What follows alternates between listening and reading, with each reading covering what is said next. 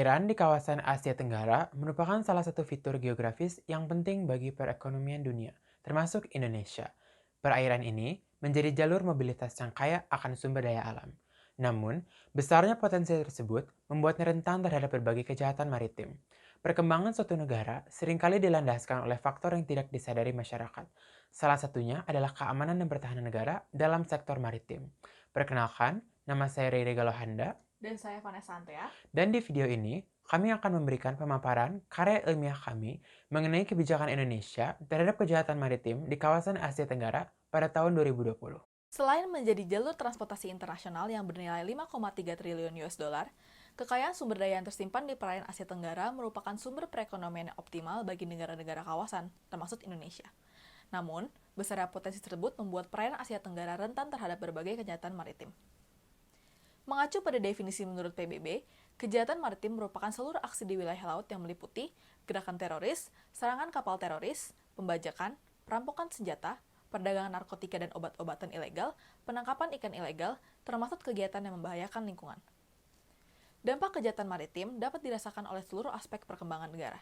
Dari segi ekonomi, selain menimbulkan kerugian finansial mencapai 300 triliun rupiah per tahun, sektor pariwisata dan investasi asing akan terancam mengalami penurunan. Kejahatan yang biasanya diiringi oleh kekerasan dan gencatan senjata berpotensi membahayakan nyawa awak kapal, yang biasanya memiliki hubungan erat dengan dimensi politik dan meningkatkan instabilitas negara.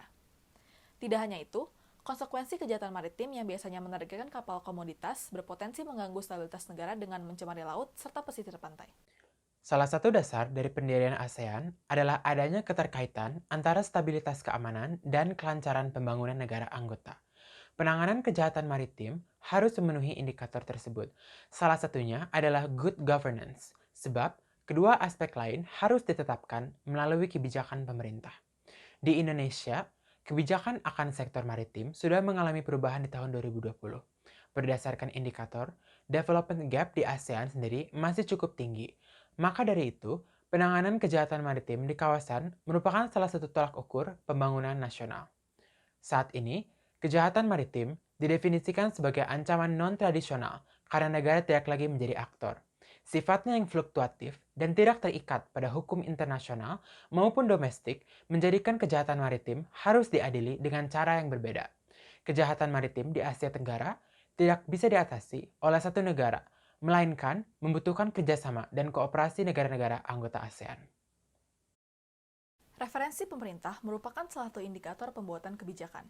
Menurut Dikici, preferensi ini akan terbagi menjadi dua, yakni pengeluaran militer dan kesejahteraan. Dalam prakteknya menurut Robert Gilpin dengan teori indifference curve, terdapat asumsi bahwa pemerintah akan dihadapi dilema memilih kedua aspek tersebut, karena dampaknya yang bertolak belakang dan menimbulkan efek zero sum. Asumsi ini disebut sebagai asumsi Guns versus Butler. Walaupun dipengaruhi oleh aturan domestik, permasalahan kejahatan maritim terintegrasi dalam kawasan. Untuk itu, Bukele dan Geoffrey juga membenarkan bahwa implikasi dan kejahatan maritim di Asia Tenggara memerlukan kesepakatan dan kerjasama di antara negara-negara ASEAN. Dari literatur yang telah dibahas, telah dijelaskan beberapa penyebab dan dampak akan peningkatan kejahatan maritim. Namun, hal yang masih belum terjawab adalah alasan dibalik keputusan pemerintah terhadap kurangnya respon dalam menghadapi ancaman tersebut. Maka dari itu, karya ilmiah kami akan berusaha memberikan pertanyaan, bagaimana dampak perubahan fokus dan kebijakan Indonesia dan beberapa negara ASEAN seperti Malaysia, Singapura, dan Filipina bagi keamanan sektor maritim domestik dan kawasan Asia Tenggara sejak tahun 2020. Untuk landasan konseptual, kami telah menggunakan beberapa konsep dan teori. Pertama adalah teori underbalancing. Underbalancing merupakan teori dari neoklassikal realisme. Dalam asumsi balance of power, biasanya diasumsikan bahwa negara akan selalu melakukan balancing secara natural. Namun, pada kenyataannya, tindakan balancing dipengaruhi oleh kondisi internal negara. Terjadi banyak contoh dalam sejarah di mana negara tidak dapat merespon secara tepat segala macam tantangan yang dihadapi. Hal ini disebut sebagai underbalancing. Underbalancing disebabkan oleh beberapa faktor. Yang akan kami gunakan dalam karya ilmiah ini adalah kerentanan rezim dan konsensus elit. Konsensus elit membolehkan terjadi atau tidaknya suatu kebijakan. Bila ancaman nyata, namun elit tidak mencapai konsensus untuk melakukan kebijakan yang tepat, maka negara akan underbalancing. Kerentanan rezim juga mempengaruhi kebijakan suatu negara. Bila rezim sedang rentan secara internal karena krisis ekonomi, tantangan dalam pemenuhan kesejahteraan, dan hal-hal lainnya, balancing akan sulit dilakukan karena negara harus fokus terhadap kondisi internalnya terlebih dahulu. Konsep kedua merupakan justifikasi aktor-aktor non-negara dalam balance of power. Aktor-aktor non-negara seringkali terlibat dalam analisis hubungan internasional. Namun, paham realis tidak memiliki kerangka yang inklusif terhadap aktor tersebut, seperti kelompok senjata dan entitas lainnya yang mirip. Dalam bukunya yang berjudul Armed Groups and Balance of Power, Anthony Vinci merumuskan bahwa entitas non-negara dapat dimasuki dalam kerangka balance of power. Vinci merumuskan bahwa sama seperti negara-negara, entitas non-negara peduli akan pertahanannya dan bertindak seperti unit yang kohesif dan memiliki fungsi yang sama. Maka dari itu, analisis balance of power dapat diintegrasikan dengan aktor-aktor non-tradisional. Terakhir, kami menggunakan konsep non-traditional security framework dalam keamanan maritim. Biasanya, dalam hubungan internasional, konsep keamanan dimaknai sebagai kompetisi antar negara yang berlanjut pada konfrontasi, perlombaan senjata, perang, dan lainnya. Namun, dalam konteks keamanan maritim, seringkali aktor yang terlibat adalah aktor non-negara. Selain itu, keamanan maritim berdampak pada sektor-sektor lainnya.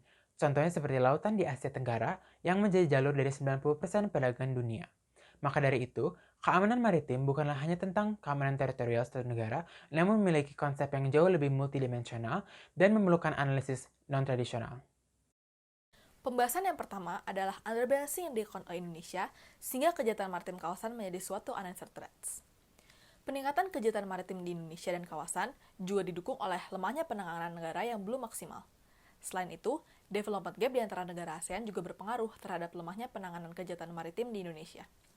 ASEAN sendiri menetapkan 3 indikator yang menjadi tolak ukur kesenjangan pembangunan, yakni economic gaps, resource limitations, dan good governance dengan penekanan pemerintah sebagai variabel utama, karena kebijakan yang mempengaruhi ekonomi dan sumber daya dikeluarkan oleh pemerintah. Upaya Indonesia dalam memperbaiki keamanan maritimnya memang diperkuat pada masa pemerintahan Jokowi di tahun 2015 hingga 2019 dengan implementasi kebijakan dan visi poros maritim dunia. PMD sendiri terbukti efektif dengan berkurangnya angka kejahatan maritim di kawasan. Produksi perikanan dan ekspor Indonesia juga meningkat hingga 2-7% per tahunnya. Tidak hanya itu, visi PMD dalam sektor maritim juga berhasil menjadi agenda dalam forum ASEAN seperti IMF, EMF, dan IRF. Meskipun aspek good governance Indonesia sebelum tahun 2020 telah mengalami peningkatan, aspek ekonomi dan sumber daya di Indonesia terbelakang. PDB Indonesia juga masih tergolong di bawah di kelas tengah. Dari segi pengalokasian anggaran, Indonesia dengan luas maritim 8 juta kilometer persegi hanya kira-kira 5,9% keseluruhan anggaran pemerintahan dialokasikan bagi penanganan maritim, sangat jauh dengan Singapura dan total rata-rata Malaysia serta Filipina. PDB sendiri berpengaruh terhadap pengalokasian anggaran pemerintah, yang akhirnya sumber daya Indonesia bagi sektor maritim lebih terbatas. Pemerintahan Presiden Jokowi di periode kedua tahun 2019 sampai 2024 tidak memiliki penegasan dan keberlanjutan visi poros maritim dunia. Jokowi memiliki 5 prioritas pembangunan yang lebih mengutamakan pengembangan kesejahteraan masyarakat dan perekonomian serta memenuhi aspek sosial. Di Indonesia, kepentingan Jokowi untuk membenahi perekonomian membuat fokus anggaran bagi sektor pertahanan beralih, termasuk merealokasikan anggaran bagi keamanan maritim. Penurunan juga diperparah dengan adanya pandemi COVID-19 yang menimbulkan efek beruntun. Sebagai kawasan, meningkatnya kejahatan maritim dikarenakan penurunan fokus juga terjadi di negara anggota lain, seperti Malaysia, Singapura, dan Filipina. Di Malaysia, sektor maritim juga merupakan kepentingan nasional sebagai sumber perekonomian negara, begitu juga dengan Filipina. Singapura juga bergantung pada ekspor dan mobilitas perairan Asia Tenggara dan memiliki tingkat pertahanan dan keamanan maritim paling tinggi. Berkaca dari kejadian tersebut, perubahan fokus dan kebijakan serta jelas berpotensi menimbulkan ancaman peningkatan kejahatan maritim. Dampak COVID-19 juga membuat penurunan pertahanan di semua negara-negara kawasan. Perubahan fokus dan kebijakan pemerintah Indonesia dan negara-negara ASEAN merupakan tindakan underbalancing terhadap ancaman kejahatan maritim kawasan. Indonesia dan negara-negara ASEAN memilih untuk berfokus terhadap kesejahteraan dan kesehatan masyarakat, sehingga peningkatan kejahatan maritim tidak menjadi ancaman yang dianggap penting, sehingga ancaman tersebut tidak direspon dan menjadi unanswered threats. Ancaman ini mungkin tidak dirasakan secara nyata sekarang, namun peningkatan kejahatan maritim ini akan menjadi masalah vital bagi pertumbuhan ekonomi kawasan di masa depan.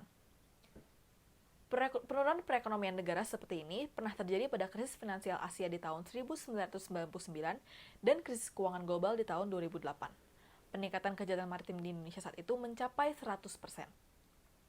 Walaupun mengalami kejadian serupa, preferensi elit politik pengambil keputusan juga menjadi berpengaruh terhadap proses underbalancing kejahatan maritim yang dijelaskan melalui dua, yaitu konsensus elit dan kerentanan rezim. Sebuah negara dapat melakukan balancing kaum elit atau pemerintah menyetujui bahwa ancaman tersebut dianggap serius dan perlu dihadapi secara internal maupun eksternal. Hal tersebut juga menjelaskan bahwa kebijakan pemerintahan negara juga mempengaruhi penanganan kejahatan maritim. Di tahun 2020 ini, menurunnya perekonomian dan kesehatan masyarakat Indonesia serta beberapa negara ASEAN dianggap memiliki tingkat ancaman yang lebih tinggi. Para pemimpin Indonesia, Malaysia, Singapura, dan Filipina akhirnya mempersepsikan kejahatan maritim bukan lagi merupakan urgensi yang harus dihadapi. Perlu ditekankan bahwa untuk menjawab isu kejahatan maritim ini, perlu adanya upaya yang lebih kolektif menyangkut wilayah Asia Tenggara karena saling terhubungannya keamanan maritim antar negara. Hal ini dikarenakan aktor dari kejahatan maritim juga melibatkan aktor-aktor non-negara yang bersifat transnasional. Selain itu, maritim juga merupakan isu yang kompleks dan memiliki banyak dimensi. Contohnya, krisis ekonomi Asia yang merupakan masalah ekonomi pada akhirnya menyebabkan kenaikan kejahatan maritim karena membuat rezim negara-negara Asia Tenggara lebih rentan sehingga fortifikasi keamanan maritim berkurang. Tantangan sudah bukan lagi state-centric dan tradisional. Bila Indonesia ingin menjawab tantangan maritim yang terjadi pada masa pandemi dan pada tahun 2020, maka bukan hanya fortifikasi maritim nasional yang harus diperhatikan, melainkan juga kooperasi regional, seperti intensifikasi agenda maritim dalam forum ASEAN, seperti ASEAN Maritime Forum, atau mengagendakan ASEAN Regional Forum, seperti yang sudah pernah dilakukan sebelumnya. Berangkat dari pembahasan tersebut, kami memiliki kesimpulan bahwa tindakan Indonesia dalam menghadapi kejahatan maritim pada tahun 2020 merupakan tindakan underbalancing, di mana ancaman kejahatan maritim menjadi suatu unanswered threats. Pada masa pemerintahan Joko Widodo di periode kedua, beliau tidak lagi memberikan penekanan terhadap poros maritim dunia. Selain itu, COVID-19 juga menyebabkan Indonesia dan beberapa negara ASEAN mengalami kerentanan, di mana mereka tidak dapat lagi mengalokasikan anggaran militer. Tindakan ini berpotensi untuk merugikan kawasan, mengingat lautan di kawasan Asia Tenggara merupakan jalur perdagangan dengan nilai finansial yang sangat tinggi yang dapat menjamin kesejahteraan masyarakat Indonesia serta negara-negara ASEAN lainnya. Proses politik domestik di Indonesia dan beberapa negara ASEAN tersebut yang juga lebih memperhatikan aspek ekonomi dan pembangunan infrastruktur, merespon COVID-19, serta dengan prioritas-prioritas rezim lainnya, membuat konsensus elit tidak mampu memberikan respon terhadap isu keamanan maritim yang ada. Maka dari itu, kami memberikan beberapa rekomendasi dalam karya ilmiah kami. Pertama, Indonesia serta negara-negara ASEAN lainnya harus merumuskan kebijakan kerjasama regional secara kolektif dalam menghadapi kejahatan maritim yang ada. Bila Indonesia ingin merespon ancaman maritim yang terjadi, maka bukan hanya respon nasional dalam kerangka keamanan tradisional yang harus diperhatikan, namun juga ancaman keamanan maritim secara keseluruhan dan kerangka pemikiran yang tidak menempel pada kerangka tradisional. Sifat dari ancaman maritim yang dihadapi merupakan ancaman transnasional yang sudah bukan lagi merupakan aktor negara, melainkan entitas non-negara. Ketersediaan Indonesia dalam menjawab isu ini secara nasional serta kerjasama regional yang difasilitasi ASEAN akan menjadi kunci untuk menjawab tantangan kejahatan maritim yang berpotensi kembali meningkat pada tahun ini akibat pandemi yang sedang terjadi. Sekian dari presentasi karya ilmiah kami. Nama saya Rey Galohanda. Dan saya Vanessa Antea, kami mewakili Universitas Katolik Parahyangan dalam paper presentation mengucapkan banyak terima kasih.